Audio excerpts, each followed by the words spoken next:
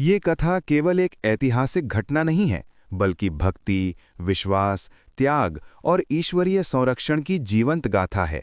भगवान श्री कृष्ण के श्रीनाथ जी स्वरूप से जुड़ी ये कहानी हमें ये सिखाती है कि जब आस्था सच्ची होती है, तब स्वयं प्रकृति भी भक्तों की रक्षा के लिए आगे आती है। इस कथा के हर चरण में द्वापर युग से लेकर मुगल काल तक ईश्वर की लीला और भक्तों की अटूट श्रद्धा दिखाई देती है। द्वापर युग और गोवर्धन लीला। द्वापर युग में व्रजभूमि पर भगवान श्री कृष्ण की बाल लीलाएं अपने चरम पर थीं। उस समय व्रजवासी देवराज इंद्र की पूजा किया करते थे, क्योंकि उन्हें वर्षा और फसलों का देवता माना जाता था। श्री कृष्ण ने व्रजवासियों को समझाया कि उन्हें प्रकृति और अपने कर्म गोवर्धन पर्वत की पूजा करनी चाहिए। इंद्रदेव को ये बात अहंकार पर चोट जैसी लगी। क्रोध में आकर उन्होंने गोकुल पर 7 दिन 7 रात मूसलाधार वर्षा कर दी। पूरा व्रज डूबने लगा। तब मात्र 7 वर्ष की आयु में श्री कृष्ण ने अपनी कनिष्ठा उंगली पर गोवर्धन पर्वत उठा लिया। व्रजवासी, गायें, बालक, वृद्ध सब उस पर्वत के नीचे सुरक्षित रहे। 7 दिनों तक पर्वत उठाए रखने के बाद इंद्रदेव का घमंड टूट गया और उन्होंने श्रीकृष्ण के चरणों में गिरकर क्षमा मांगी।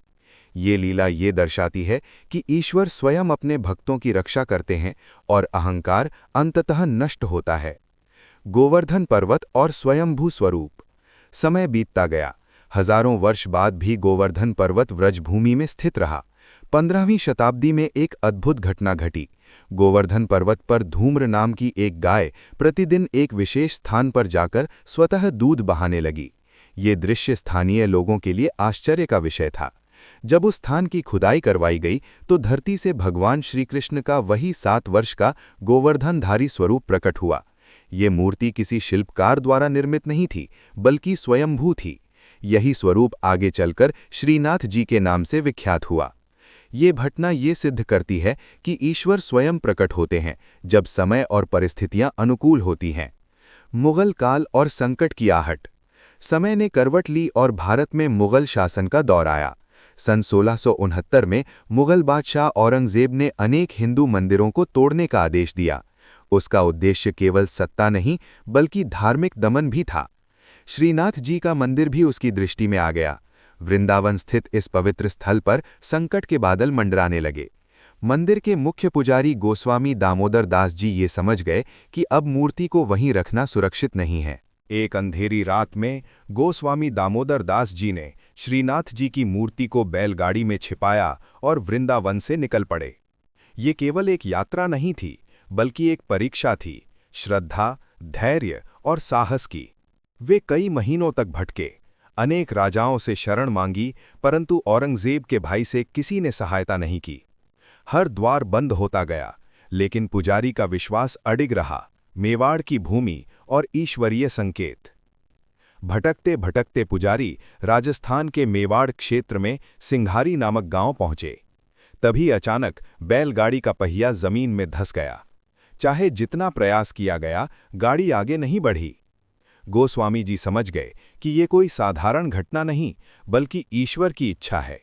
श्रीनाथ जी ने स्वयं इस स्थान को अपना धाम चुना था। महाराणा राज सिंह और राजपूत शौर्य।